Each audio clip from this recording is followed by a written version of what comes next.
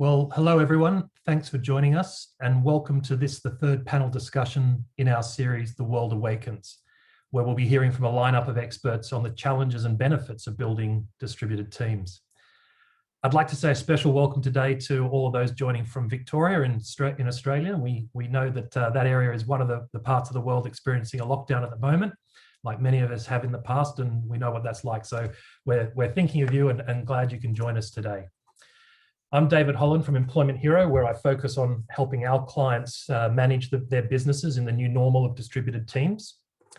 I'm joined today by our CEO and founder, Ben Thompson, who has spent the last 20 years working to make employment easier and more rewarding. Ben is well known for constantly thinking about the future of employment, and that includes how we work in a distributed world. So good morning, Ben. Morning, Dutchy. This World Awakens series has been designed to explore the opportunities and challenges of managing distributed employment, because we at Employment Hero believe that businesses that are able to succeed in a remote world will achieve better outcomes, not just for their businesses, but also for their employees. And in doing so, creating a more sustainable long-term future. Thanks to our team for producing this series. We have with us today Julia in the background, who will be helping us curate our Q&A. So please add your questions using the button on your screen, and we'll spend some time at the end addressing those.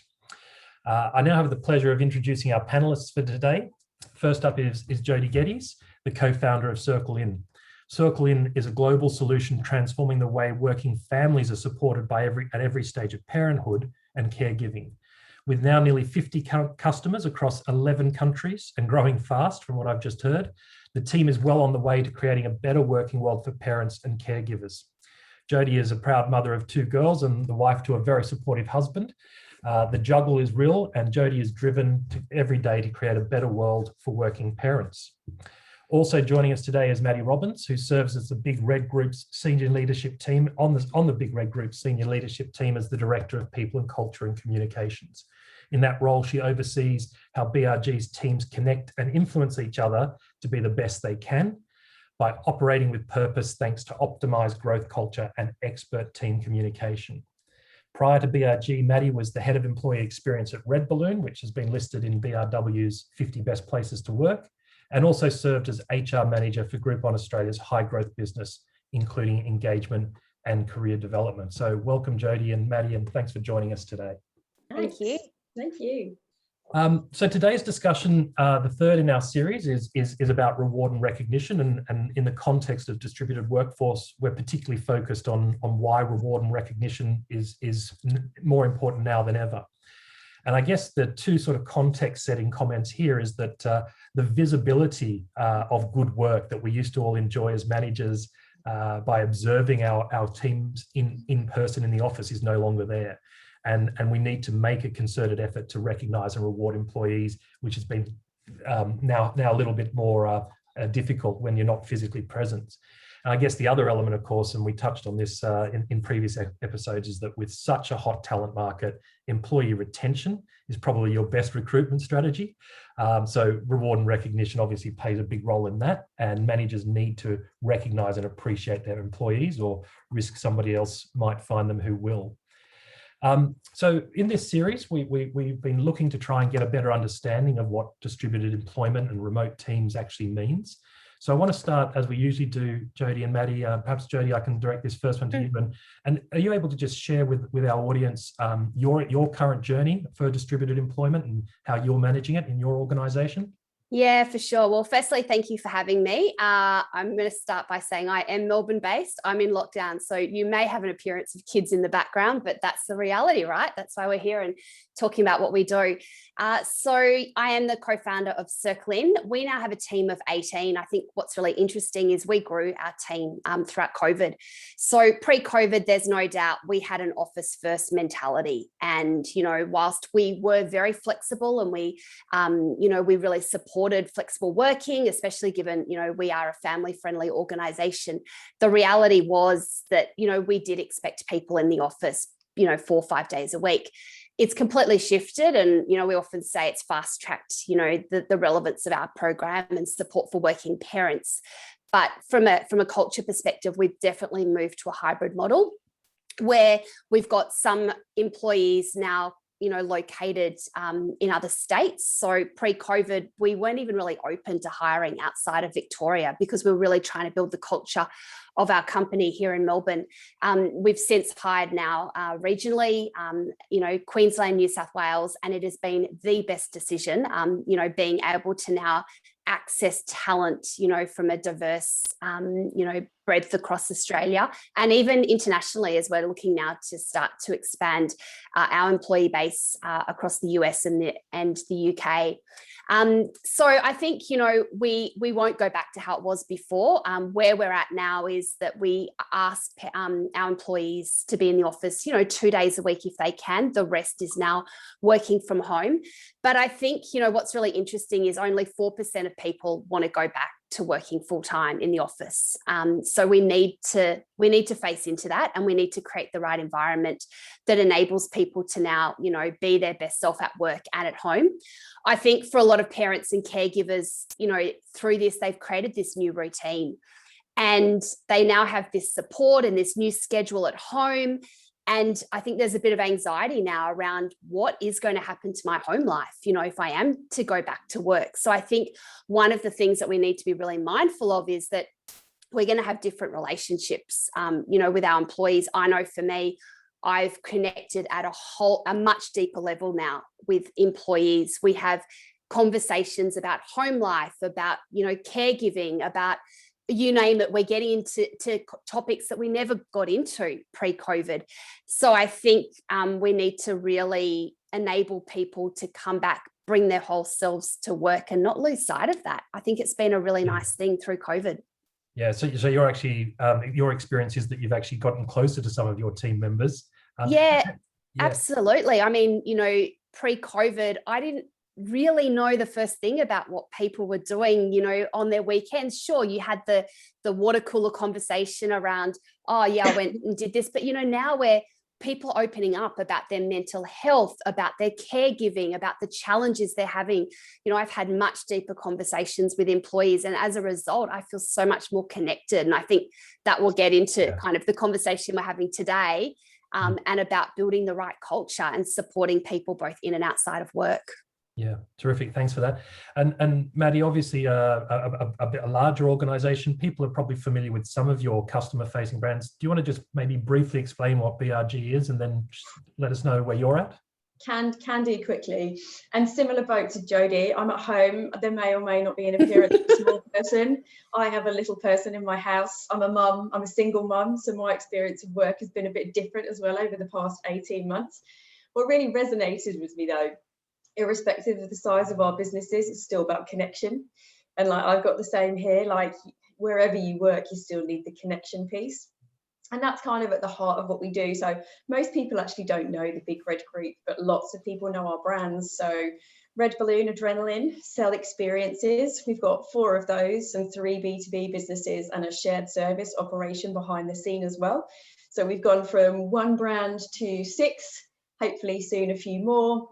That we've set up really in the past 2.5 years, and obviously half of that was during COVID. So our kind of move from an in-office culture, which was very similar, Jodie, to what you said, it was very in-person, and so our R&R is very focused around, I'm in the room, I'm feeling the energy, I'm recognizing people around me. Well, COVID took us totally out of that comfort zone, for which I was really grateful, because that's not really a scalable culture. And our journey is very much about growth. So our experience of a distributed business has gone from a very big kind of central Sydney head office to now we've got people in all states across Australia, a couple of people internationally, a couple of hubs around Melbourne, Queensland, Sydney as well. And it's totally changed the way that we work. So 40% of our team actually joined in the past 7 months. And so we've had to significantly change the way we run the business as well. And for me, I think when we look at distributed teams, it's not just about location, it's about working pattern. And so it's really kind of blown open where you work and how you work for us as well. And so we were at home for 15 months. We stood down our Sydney office. And so we've had a different journey of re-standing up offices across Australia. And we went total autonomy. So I'm a big advocate of choice theory. So we said, you choose. You can fully work remotely. You can fully work in the office, or you can pick a hybrid working pattern and work in one of your local hubs. And so on any given day, we would see 40% of our team in the office across the country and 60% still working remotely wherever that is. So it's a totally different experience for us, not just in terms of reward and recognition, but really how we run the whole business. And it's been amazing. Our biggest challenge is to run a very fair and equitable business when we can't see and feel everyone, but still make it really meaningful for the individual. So look, we're still navigating it as well.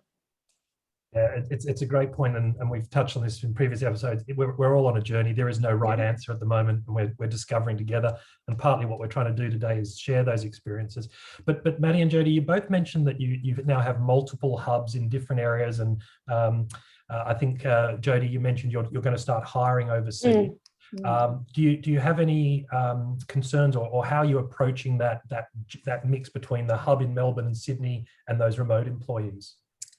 No, not at all. Like, I think if you asked me pre-COVID, yes. Well, in fact, I'll be really honest. I was moving to Austin, Texas to open our Circle In office in the US. And then this little thing called COVID came along. So, you know, we've had to shift pretty quickly. But no, I think I'm really excited about the diversity opportunity that it now presents. There is incredible talent to be tapped into in regional locations. I mentioned, you know, we've hired 8 people throughout COVID.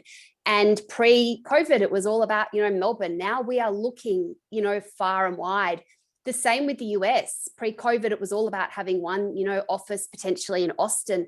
Now we can tap into East Coast, West Coast. It doesn't matter where people are located. But it really comes back to making sure that, therefore, if you are going to hire remotely like this, you need to have a really solid, you know, set of practices, formal channels of communication, and create the right environment so that people still feel part of a team, even though they're you know, abroad or wherever they may be. Our head of customer success, she's been with us now 10 months. I've met her twice, but I feel like I've worked with her forever. I feel more connected to her than potentially some people I used to work with, you know, closely in the office. So it can be said, but I think you have to have the right foundations in place. And it's like anything, you have to give, you know, a lot. You can't expect it just to happen. Yeah.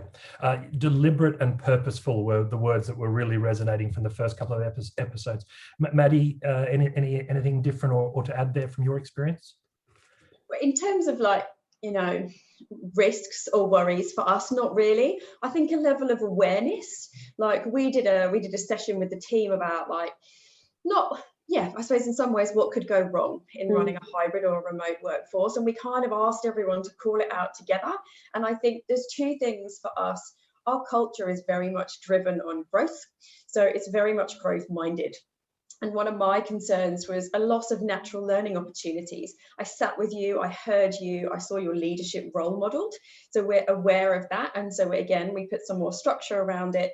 And I think the one for us to be aware of is a 2-tier approach to teams. So I experience a different experience if I come to the office, or I might receive preferential treatment, or more, you might see me as more talented because you see me.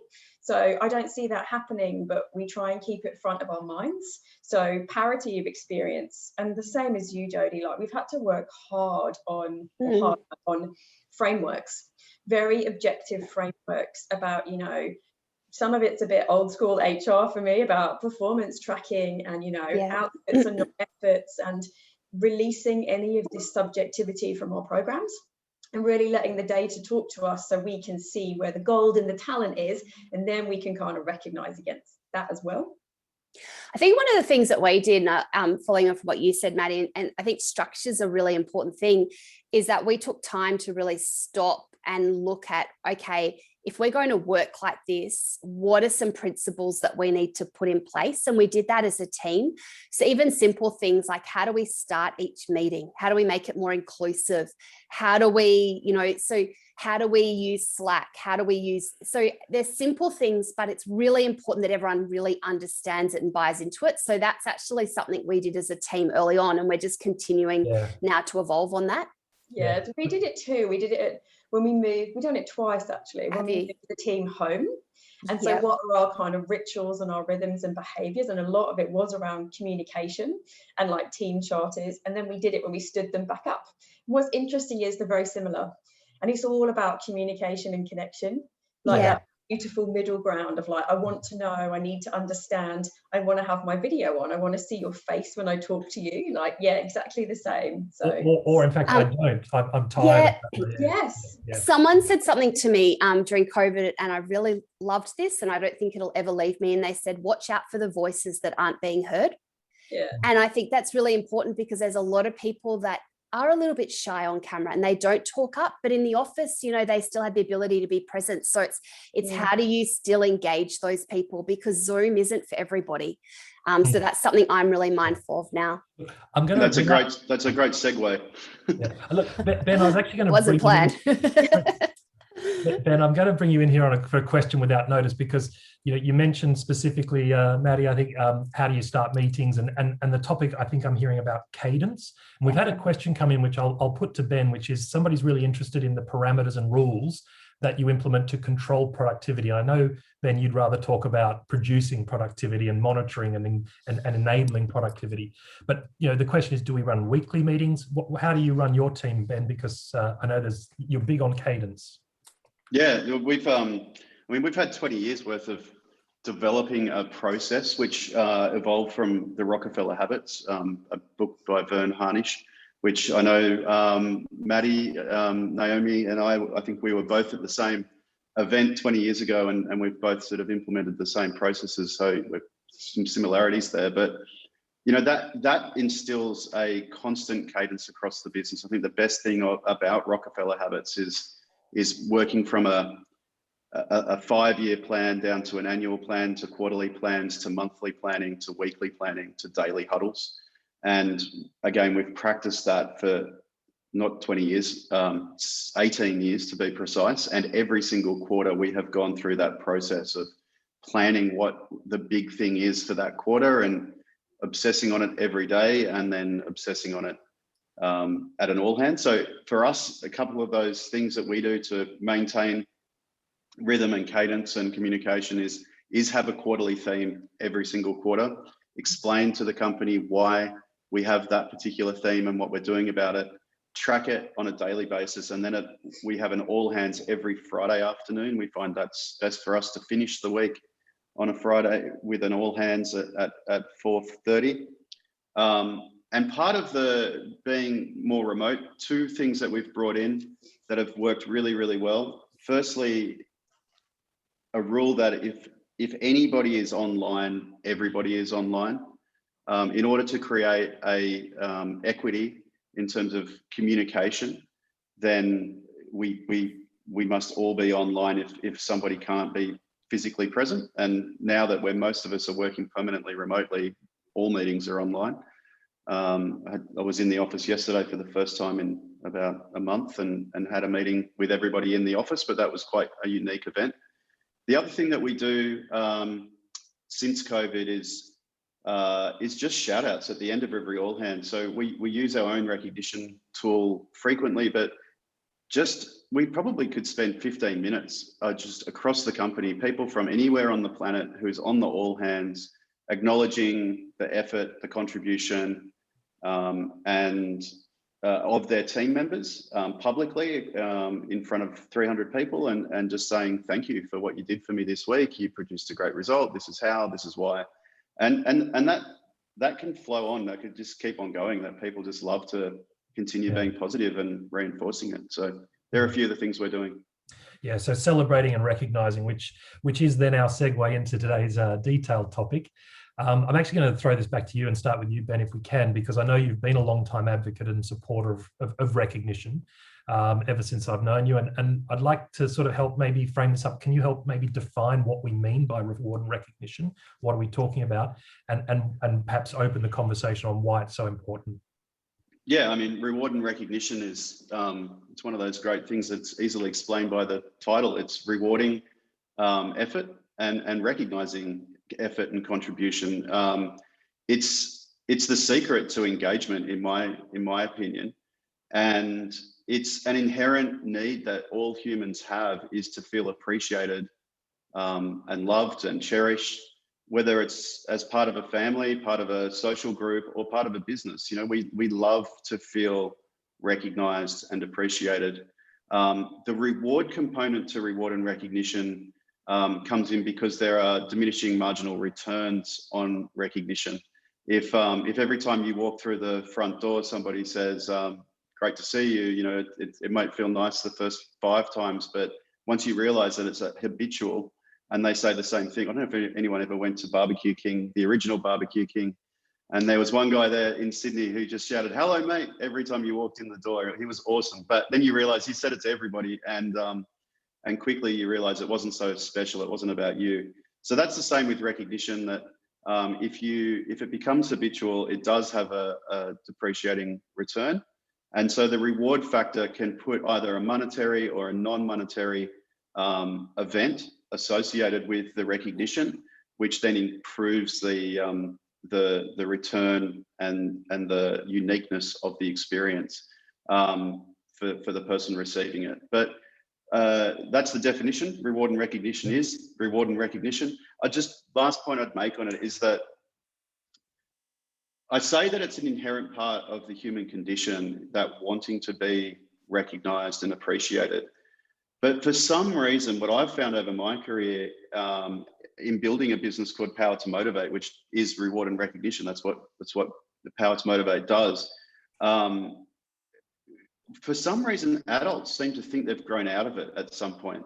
And I love to remind people that you only need to walk. We just started the meeting by acknowledging that all of us have kids. Mine are probably a bit older, but if you walk into a primary school classroom and look at a good teacher and the way that they engage their students, it's through reward and recognition, and it's through, you know, little stars on pieces of paper and stamps. And nowadays, I'm sure it's all digital, and they've done it a lot better. But kids respond so well to being recognized and rewarded in small ways. Adults are no different. Don't think you somehow grew out of it at the age of 18. Maybe you got berated a lot and figured that you didn't get recognized much anymore, but we still love it just as much as we always did. So yeah, that's reward and recognition. If we've got time later, we might talk a little bit specifically about what we do with our company values and recognizing that and our small rewards for that. But at this point, Maddi, I want to come over to you, and obviously you've got 2 perspectives on this. You are a people and culture professional yourself for your organization, but your organization has a little bit of experience in this area. So, you know, what's your position, firstly, perhaps as an HR and people professional, and then what's BRG's role in this? In terms of the importance of reward and recognition, yeah. I think I'll start out with being like, I find the words reward and recognition a little bit jarring. It feels like Pavlov's dog. But when I think about the outcome that we're looking for, it's about inspiring and celebrating. Like, that's what we're trying to do. Like, I don't just want to reward you. Like, I want you to feel seen and appreciated. So from like a people and culture approach, that's how we try and bring it into the business. Pre-COVID, it was very in the moment, and it was about shout outs and monthly awards, and I'm in the room and I can see you and I can feel you. But that's not really the approach that we've taken this year in our kind of new world. And one of our biggest challenges, and Jodie, you might share this too, is that our teams want to be rewarded and recognised for more than the work they do. So they want to be recognised for who they are as a person, how they lead, how they turn up, how they balance their life, if they're a good citizen. And I think it's really challenged us as HR practitioners to go, well, actually, can we reward and recognise all of that? And if we can't, maybe we need to be really clear about what we want to reward and recognise and why. So whenever we look at our reward and recognition pillar at the BRG, we always give it an action. So reward and recognise for growth culture, or reward and recognise for retention. So it gives people real clarity about why and what we're looking for when we do it as well. We do have a bit of experience within the reward and recognition space, and very similar to Ben's sentiment, is it's absolutely critical to your culture. people want to be seen. They want to feel like they're making a difference to your company. And I think if you can align it to what your business wants, what's meaningful to the employee, and we really lean to outcome and not efforts, which is not everyone's approach to reward and recognition, but also, did you leave your team a better place? Like, one of our newest values is always seek better. And so we really try and use our values in our reward and recognition program. So Yeah. Everything comes back to that. It makes it very clear for people about, I know how to be successful and I know how I'm going to be recognized and rewarded against that as well. Yeah, it's a great, you mentioned the why, and I might just bring in our experience there. And we have another session coming up about goal setting and specifically around OKRs. But in this instance, the why, it's really important, because just throwing out random gifts is not what inspiring was the word you used, rewarding and recognizing is about. So we actually have shout outs on our platform. We use them every day. I can jump on and within 30 seconds, I can just say something publicly about a colleague who's done something amazing. But once we introduce the company values, that's where we start to align specific reward. And it starts as little as, a $10 voucher to redeem on the platform. But it goes all the way up to, Ben hosts an annual visit for our company's values champions, which is, typically used to be an overseas trip. It's probably, but it really is about it could be Queenstown this year still. Yeah. But yeah, I think aligning the reward and recognition and not making it a token, as Ben says, the guy that at the Barbecue King restaurant that just always said the same thing every time, having a reason and a purpose and people understanding why. So Jodie, over to you. Circling is obviously you're a small team. And what are you doing with your team? Yeah, so I echo everything everyone said. I think you're right, Maddie. Like, there's an old school way of thinking about reward and recognition, and that is, what gets rewarded gets done, very output based. And I think we've absolutely moved beyond that, and we don't really think of reward and recognition like that at all. Yes, we do have, OKRs, and we are building a very high performance culture around achieving those and performance reviews and so forth. But for me, it all comes back to our values. So we're very values led as an organization. We've got 5 clear values. And they are going for wow, love people, play as a team, real always, and we make amazing things happen. And everything comes back to that. So we are constantly doing shout outs. I mean, Slack's been a great enabler, I think, on building recognition of our people. There's shout outs every single day. We've even got a Slack channel called Sales Wins. Now, that's a shout out for people in the sales team when they do something great or they have a win, they want to celebrate it. So it's about celebrating every moment. So we're really, really trying to build a culture that enables people to feel comfortable in celebrating.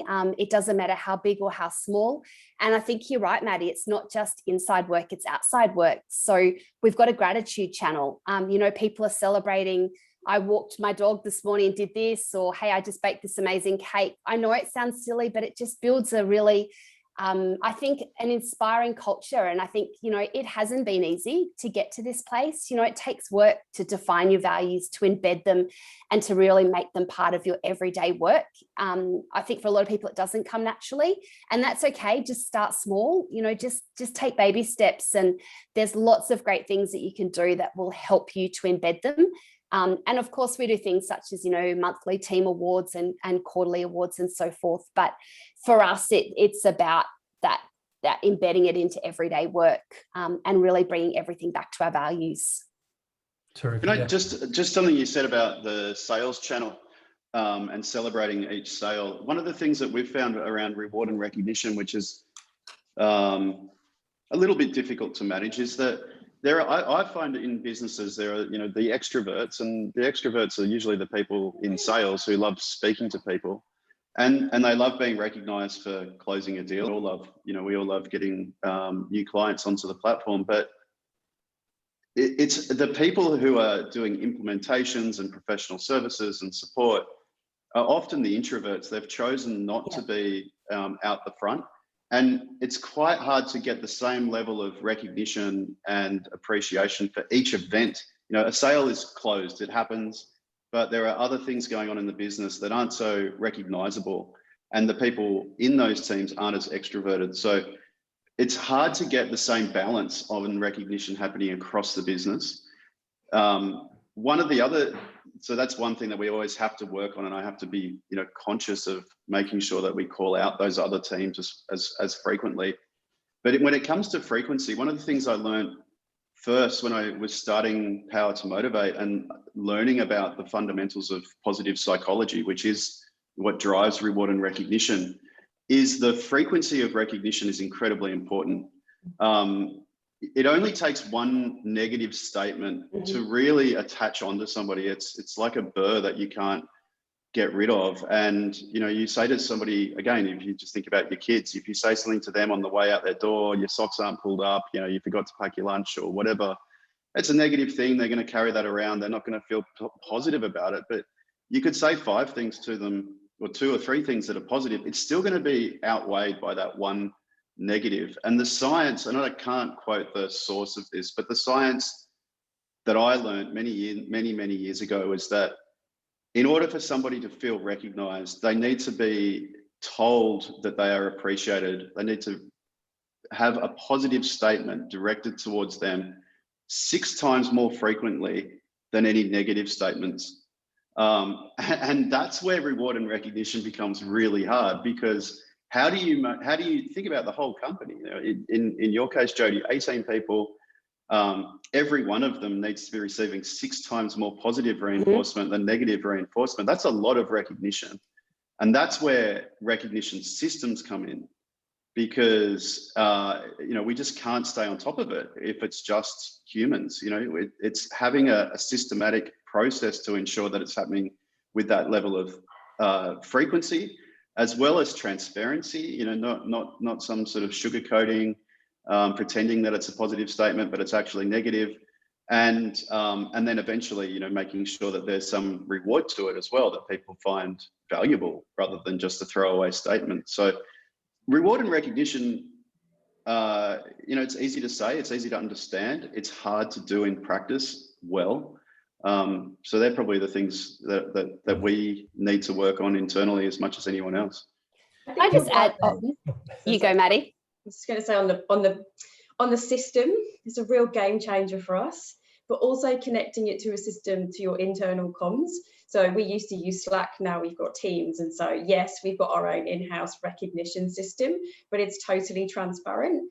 But I'll be honest, one of the biggest challenges we found was we go through recognition dips. So it'll really peak, especially around the major project. And like you said, the more visible kind of tip of the iceberg. So what we do every now and again is we'll do a recognition day where we ask every single person to recognize someone else in the business. And it feels like a very small thing, but the lift is incredible, because all of a sudden you're seeing things you didn't know about, but it also takes some of the pressure off us as leaders, because it means everyone has to have a collective part in running a recognition culture. And the knock-on effect is, you remember how good it feels. Like, how often do we get recognition as a leader to go, thank you, you did such a great job? And so I really like the system, the tool, and then the kind of collective reminder, look, this is really powerful for us. Yeah. I was just going to add, I think this is all great. And I think the only thing I want to say to everybody on this call is, we're in this world now where we've got lots of tools and access to Slack. Please don't forget a good old phone. And I've been making a conscious effort of late to pick up the phone and call employees. So I did it last night. Someone did a great job on, it's a small piece of work. It's not visible. I just called them to thank them. It took me 2 minutes. And I think there's nothing more powerful still than a good old phone call. Yeah. Worth remembering. The other small hack that we have in the business and have had for years and years is we try and start every meeting with a celebration. And it's sort of, you turn up at the meeting thinking, oh God, I don't have anything, having a shit day, I don't have anything to celebrate, but you have to find something. And often it's, it's outside of work as well. It's, we got a new dog, or Dutchy got a new dog. And it just puts everybody on a positive foot to get the day started, to get the meeting started. And it's a very easy practice to get into. I don't think it's a hard one. We've started our week with 9:30 every Monday morning. We have the Monday mocker, And it's half an hour where everyone jumps in and we actually talk about our weekend and what happened. And you're right, Ben, like it starts the week. It's the whole power of gratitude thinking and so forth. It starts the week on a real positive, and then we end that with, we go around and everyone talks about the one thing they want to achieve this week. So yeah, I think it's really nice. Yeah, we have our virtual chit chats, which is some afternoon tea time where, you know, just come into the Zoom call, with a cup of coffee and chat. I just want to pull a few things together there, because we've had a couple of questions about the introverts, extroverts. There was some great chat there. The thing about the system and in our platform, the very first thing in the top left-hand corner of our dashboard is our shout outs. And the great thing about shout outs is it actually encourages the introverts who may not want to stand up in an all hands or shout out in person, but they will I can see on our daily feed every few minutes there's a shout out coming, and I can see the introverts like that, whereas the sales teams and the extroverts love to actually do it on a call. But the other thing that came out of last week's is that for those teams, the leaders of those introverted teams need to step up and be their team's champions. And it's a need for leaders to be leaders. So we've actually spoken to some of those supervisors of some of the more extroverted teams and said, you know, part of your role and part of your responsibility is to champion your teams and make sure they're celebrated publicly. So that's a couple of ideas. So I hope we've helped address that for people. We're going to come on to a more practical area of the conversation, talk about, we've already started, I guess, but how we actually apply this in practice and what tools we're using. We've touched on some of them. We've actually had a question couched from, we're a small business, you know, we're under 20 people. What are the baby steps that we can take to sort of get started? And I think that's an interesting segue into this. So Maddi, I might throw to you first. You know, what are the key elements of a good reward and recognition plan? We've touched on some of them, perhaps you can pull them together. And in particular, how does someone who's never done reward and recognition in a formal way get started? Well, I think firstly, take your hat off to yourself, recognizing it's important. There's lots of businesses who don't think about reward and recognition till about 2 years in, but I think if you put it right up front as you scale, it's really good. I think the principles, in my experience, you know, when I was at Groupon, we started as 10 people, we were 180 when we left, so it was a beautiful journey. But the piece around our reward and recognition was always the same, which is, what do we stand for? Like, what do we stand for? Like, and what are we doing and how do we do that? And it kind of underpins your EVP, and you might not be ready to do an EVP, and that's really fine. But I think the place to start is what do we stand for and what are our values? And your baby steps around reward and recognition are anything from, yes, get a tool if you want to, if you're ready. If not, like Jodie said, pick up the phone. Like, put a diary reminder in. You know, I used to start out every Friday, I did an appreciation whip to my team. I appreciated it when you did this and the outcome was this. Like, start really small, and until it becomes a habit, coach yourself to be a leader and then become a business who does that too. I think give it purpose. You know, like I said, reward and recognition for what? Like, find a purpose in it and share it with your team so they understand why you're doing it too. I think that's a really good place to start. And ask your team. Like, ask your team what's meaningful to them. Like, don't solve it in a silo in the corner. We can only sit as employers. Like, it's very hard for us to authentically sit as an employee in your business. So talk to your team and say, how do you want to be rewarded? How do you want to be recognized? What's meaningful to you? All right, let's do that for a quarter and let's see if that works. So that's where I'd start if I was scaling it up. Yeah. Terrific. Coming back to the why. Jodie, how did you guys get started? Yeah, so it's been a bit of a journey. I'd say to someone who's maybe sitting in shoes like us, you know, you've got 20 employees, I'd really think about your values. And if you haven't got your values, it's a great place to start, and you can create your values with your team and don't overthink them. You can start with 4 or 5, but what is important to you as a company, and then use those values to implement just some basic things like a monthly award or a quarterly team award. The other thing you can do that's been really effective for us is that through those awards, we now use them externally to actually build our own reputation and culture. It's quite amazing when we do a LinkedIn post and we profile our monthly team award winner and why they won the award. You know, we get huge engagement. So it's also great for your external brand. And I think the other thing is, you know, the old saying, it only takes 3 times to create a habit. So just start to do these things in your everyday work, but end every meeting with a shout out, a thank you, or get someone to actually acknowledge a contribution that someone else has made. And you watch slowly, it will just start to evolve. That's the journey we've been on, and now it's really part of our everyday work. Yeah. So I think what I'm hearing very strongly is start with the why, make sure people understand the purpose, align the recognition program to what you're actually trying to achieve, whether that be well-being and happiness or growth or other business goals. I think that's important, David, because if you don't start with the why, it becomes, like I said, very much just an output measure. Yeah. And linked to work. It's and you don't want to go down that path. And that's the risk that people have by jumping straight into taking action and just creating a monthly award. It's based on output, and therefore people that aren't as visible and are your introverts will never get recognized.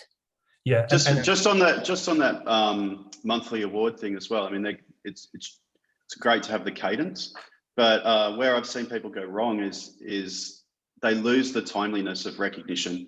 You know, but back 20 years ago when I started doing this stuff, like there was the CEO dinner for the people who had performed well that year, and by the time they got around to attending the dinner in December and they'd done something the previous January, they'd forgotten why they were being recognized in the first place. You know, it didn't flow through the business. So recognition has to be something that is just part of, you know, every day, every meeting.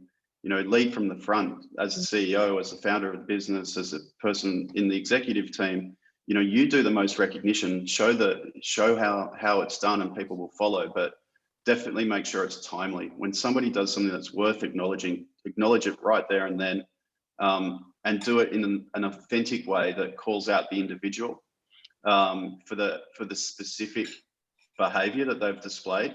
Don't what we call milkshake it, where you think that you want to recognize Susan because Susan's done well, but then you realize that Peter also did some great work the previous day and you forgot to mention him. And so now you call out Susan and Peter, and then you mix it all up, and it's just this milkshake of recognition, which is not authentic, nor personal, nor timely. That's not the way to do it. Yeah, and I think the other element that came out there is the repetition. Jody, you made that point a couple of times. I think Ben touched on it in his psychology segue, getting people into that habit of doing it and recognizing others and being recognized, because there's 2 sides to that equation. Yeah. We're getting a lot of questions about, you know, very specific practical tools. People are asking, you know, how do I actually, okay, I've got my values, I've established the why, I've asked my employees. That was a great one. I thought that was a great add-in. But what do I do then? And then I'm just going to, just because it's such a practical tool, and many of the people on the call are our clients, it is worth saying that there is a reward and recognition tool built into the platform.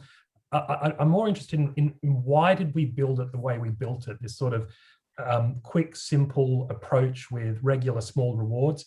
Do you want to touch on the why we did it the way we did it? Yeah, I mean, it's linked back to your values. So within Employment Hero, we think of high performance or productivity, you know, top productivity as like a pyramid of Maslow's, thank you, pyramid of making sure that you've got a compliant workplace where people trust each other, and then building upon that towards having a purpose that people are engaged with and working towards that purpose, and then recognizing their commitment to that. So you actually need your purpose and your values first, and then you can start to recognize around those things. Making it accessible to everybody across the organization, in our case, in multiple languages, multiple countries. It was really important as well to be completely inclusive of all people in the business. In terms of, I've explained already why there are tangible rewards in there, and what we have is hero dollars, which employees can use to purchase something of value to them. It could be they buy their partner some flowers. It could be that they buy themselves a new phone. It's up to them how they spend their money. Never presume that you know what is going to be of value to somebody. I think somebody put it quite nicely in the Q&A section about understanding somebody's love language and what's important to them. You know, don't presume that giving somebody a Woolies gift card is going to be appreciated. They might actually want to do something completely different. So, and then lastly, just a bit of another business hack that people should understand is that everybody in Australia is entitled to receive up to $300 a year tax-free through recognition, provided that that recognition is not systematic, i.e. that it's automatically going to be issued. There has to be some type of randomness to it. But the Australian Tax Office recognises that people should be and can be recognised with, I guess, fringe benefits, which could be in the form of hero dollars or other gifts, up to the value of $300 per year without being taxed. So it's a nice little thing to have in your back pocket to know that you can do that without paying fringe benefits tax at 49% on top of the reward value.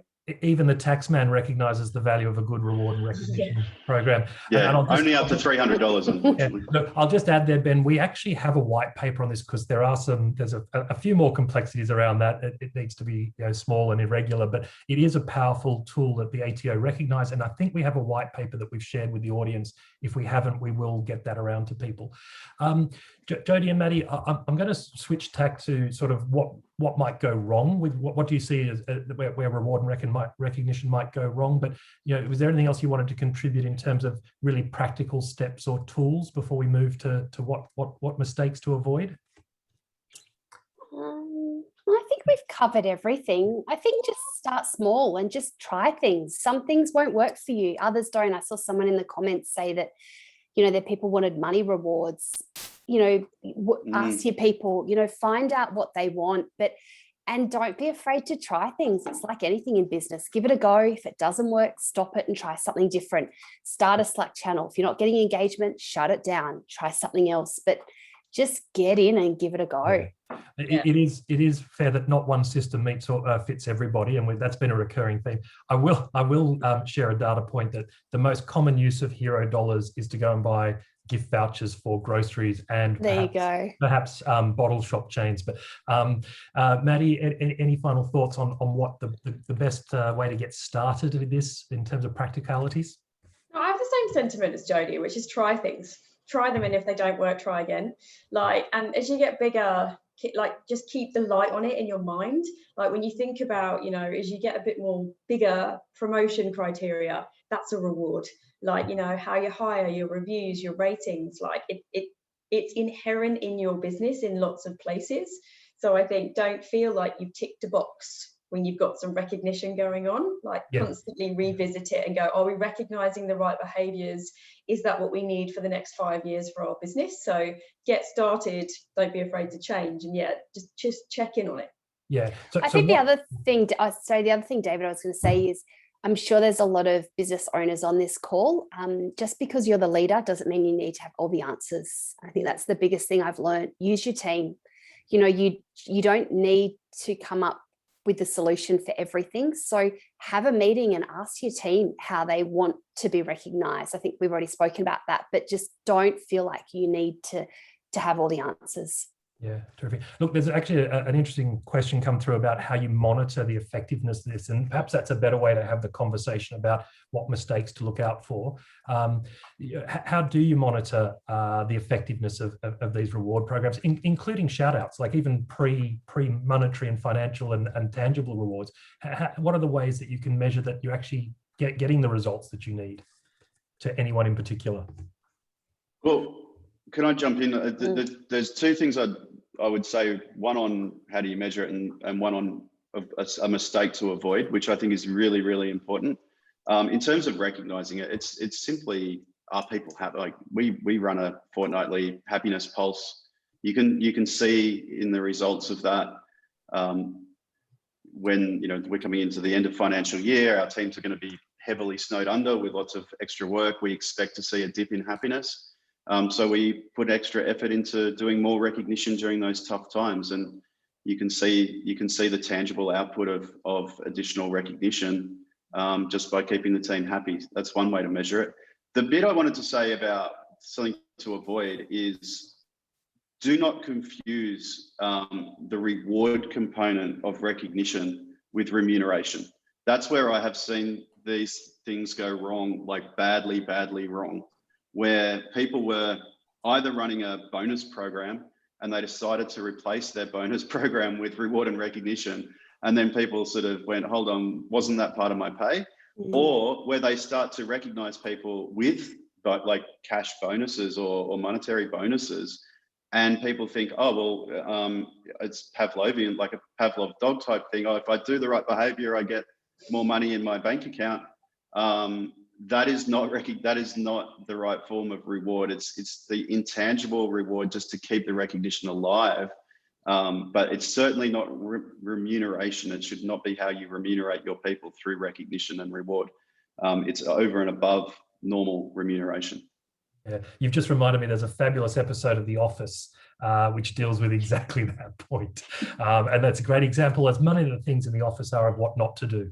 Maddi, in terms of tips on how can we look at whether our programs are being effective? Yeah, I mean, I can relate how we use it, I suppose. And the way we use it was we track recognition by team. So we look at the recognition and then we map it to their engagement score. And, it will come as no surprise there's a direct correlation between if a team is not being recognized, and generally in my experience, if they're not being recognized, they're also not giving recognition. We can see something is going on in that area. So we track those two things together. And we don't do anything scientific with that. We just meet with the team. And first of all, we'll meet with the leader and we'll seek to understand, like, if there's something going on. So we track it by moments of recognition and frequency, and then we deep dive into it by team. And we just find out what's going on. Like, there is such a strong relationship between recognition and engagement and productivity, which I think is the outcome. Like, it's good to have numbers. So we've really enjoyed using data to make that happen. Same as Ben, don't tie it to comp. You go down a nasty path if you start letting people gamify the system, and that can happen, which is, I think why I said just check on it. Check that it's serving its purpose for you. Yeah, terrific. Thanks for that. Jodie, I'm going to come to you. And I'm also just going to, there's an interesting question come in about experiences where adults, I think she's quoting Ben's there, are not comfortable receiving reward and receiving recognition. I've not actually experienced that, but look, maybe I'll leave that to you, ponder. Jodie, in terms of measuring the outcome and making sure you're staying on track? Again, like everyone has spoken about, nothing more scientific other than the good old engagement survey. Yeah. General happiness of the team and engagement surveys to understand how people are feeling and how engaged they are with the organisation. And it's fair to say that we do need to ramp things up in times of heavy stress. So, we'll put more of a focus on that. But yeah, for us, it's overall happiness. I mean, we're still a relatively small team, so it's pretty easy to get a sense of when people are unhappy and when they are. Yeah, terrific. Yeah. So coming back to that question, has anyone experienced having team members who are reticent to accept recognition? Dutchy, look, I've seen it plenty of times, but I think it's a misconception that they're not open to recognition. I think they're embarrassed about public being stood up in public to be recognised. And yeah, they might say that they don't want the recognition. What they really don't want is to stand up in front of 50 people and be recognised publicly. That they do appreciate the recognition. It's as I say, it's a deep part of the human condition is to feel appreciated, but it's also a part of the human condition that many of us get very embarrassed if we're put in front of a big group of people and told to speak. So you just have to acknowledge that and make it as comfortable as possible. This is my sorry, go ahead. Just one other thing that just looking through the Q&A, one of the very first questions, which was related to how we all experienced moving to remote or distributed teams and working from home. And somebody asked about, well, what about the frontline services, community and disability services, and those people who can't work from home? I mean, we're all here talking as though everybody on the call is in our situation and has the ability to work remotely, and that's just factually incorrect. But when it comes to reward and recognition, you also need to make sure that your process for reward and recognition accommodates people who are both frontline and remote. We had an example years and years ago. We were working with Jetstar and we were doing recognition for the whole company, and we actually had to take the program to the flight crew so that they could do recognition amongst their own teams, like on a flight, and we turned their recognition program into a little booklet that the I don't know, not the captain, but the head of the flight crew would have in their pocket, and they could recognize their team just by signing something, putting a statement in there, tearing out this page and handing it and saying, thank you for doing that behavior. And actually there was another council, I think it was Blacktown Council, that was doing the same thing, you know, for the people who are mowing lawns and doing services around the community. Meanwhile, everybody else was back in the office and having those events done digitally. So don't think that recognition has to only be done digitally or remotely. It has to be, as Jody said, use the phone, but also accommodate those people who are in the field and make sure it's as accessible to them as anybody else in the company. Yeah, it's a great observation, and I think we've touched on this. There's a lot of questions coming in over the last couple of weeks from businesses that are hybrid: construction, retail, hospitality, and it's about driving that parity and that equity. And I think reward and recognition is one area where it really does cut through. It doesn't matter whether you're on the construction site, in the kitchen, or working from home on a laptop. You can easily design reward and recognition programs with a little bit of effort that cut across all of that and create that equity. So look, we're coming to the end of our hour. So at this point, there are a couple of questions we haven't got to. Just to remind everyone, we take all the questions that we get, and we have produced some responses to those in writing, and that'll be up in a blog in the next week or two, and we'll let everyone know. Also, just want to let everyone know that in the chat, Julia has shared the link to the FBT document. So thank you, Ben, for your not tax advice. You can go there and get the bigger picture and make sure you tick all the boxes, but that's the opportunity there. Jody, any final thoughts about your outlook for the next 12 months in terms of rewarding and recognition? Yeah, no, I think we're just excited. We're looking to probably double our team. So for us, you know, we'll move into the next phase of how we scale, how we're going to hire people remotely. As I said, we're looking to hire in the US and the UK. So for us, we'll need to, you know, make sure we spend time to stop and work on, okay, what does reward and recognition now look like, you know, with a team of 40 and with different time zones, and how do we kind of still build a culture that people feel part of the same community, but yet are all on other sides of the world. So we've got our own challenges, but that's okay. We'll face into them and like everyone, lean on others to help support us. Terrific. I'm glad to hear that excitement. We do have a session coming up about asynchronous working, and whether that's helping parents who clock off at 2:30 to 5 o'clock and come back on later, or whether that's dealing with your London team who are on 7 a.m. calls. We'll be dealing with that in a couple of weeks. So finally, Maddi, any final observations and outlooks? No, we're in a similar place, which is, you know, scale up still. So for us, we're revisiting it all. We're literally launching new values in 4 weeks. So that changes our whole world. So yeah, that'll set us up. But we're challenging ourselves, you know, our team are not the same, our business isn't the same. So look, I encourage businesses to do the same, like take a fresh look at it and try something different. Yeah. Terrific. Maddi and Jody, we really appreciate your time and your thoughts. It's been really insightful, and we appreciate everyone for joining us today. So thank you very much, and keep an eye out for the blogs and the links with the answers to more questions, hopefully. So with that, and not just that, Dutchy, if I can jump in, but please, to people on the call who are curious, go and have a look at what Jody is building with Circle In, and go and have a look at what Big Red Group and all of their brands are also building. I think both companies are fine examples of very innovative approaches to helping people work throughout COVID and be recognised and included in their organisation in new ways. But really so happy to have you both on the call and involved in this, because I love the work that you're both doing. Thanks, Ben. perfect. Thanks very much. And with that, we'll wrap it up for another week. Thanks very much. Thanks, everyone.